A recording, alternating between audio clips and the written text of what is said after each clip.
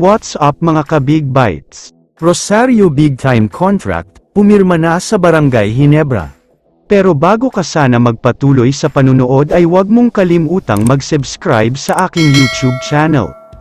Maraming mga fans ang nag-aabang sa balita tungkol sa desisyon ni Troy Rosario, kung saan o anong team nga ba ang lilipatan niya.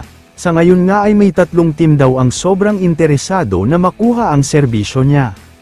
Una ay ang dating team niya na TNT Tropang Giga, handa daw sila na ibigay ang malaking kontrata o sweldo na gusto ni Rosario, kailangan daw kasi nila ng karagdagang bigman sa ngayon, lalo na't wala si Kelly Williams sa semifinals.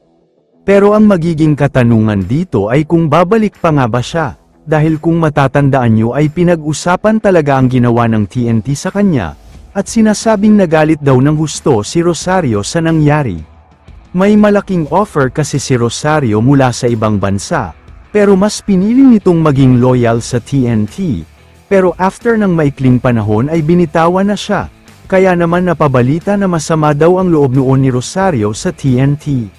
Ang isa pang team na interesado sa kanya ay ang powerhouse team na San Miguel Beermen, naghahanap daw kasi ang SMB ng spark plug o makapagbibigay sa kanila ng energy off the bench. Mukhang maibibigay daw ito ni Troy. Pero sa ngayon ay mukhang malabo na pipirma si Troy sa SMB, dahil alam naman nating lahat na loaded sila sa big man.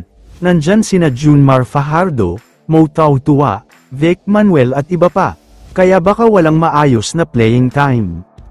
Ang pangatlong team na sobrang interesado sa kanya, ito ay walang iba kundi ang Barangay Ginebra.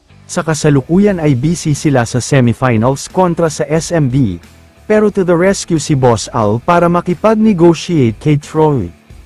Ayon sa mga source, gusto daw ng Ginebra si Rosario at ganun din naman si Rosario sa Ginebra, parehong gusto ang isa't isa, pero ang katanungan na lang dito ay kung magkakasundo nga ba pagdating sa usapang sweldo. Ayon sa multiple sources na nakalap natin, umaabot sa 1.2 million pesos na sweldo kada buwan ang gusto ni Rosario, handa nga daw ibigay yan ng Barangay Ginebra, at magkakaroon na ng pirmahan ng kontrata. Titignan muna daw kung ngayong semis na nga ba siya papapirmahin ng kontrata, kapag walang problema kontra SMB ay maglalaro siya sa Ginebra, pero kapag dikit ang serye ay posibleng sa finals na daw siya papapirmahin. Kaya naman kung kayo ang tatanungin, ano ang masasabi nyo kay Troy Rosario? I-comment mo naman ang opinion mo tungkol sa tanong na ito. Dito na muna nagtatapos ang video na ito. Maraming salamat sa panunood mga ka-Big Bites. God bless sa inyong lahat.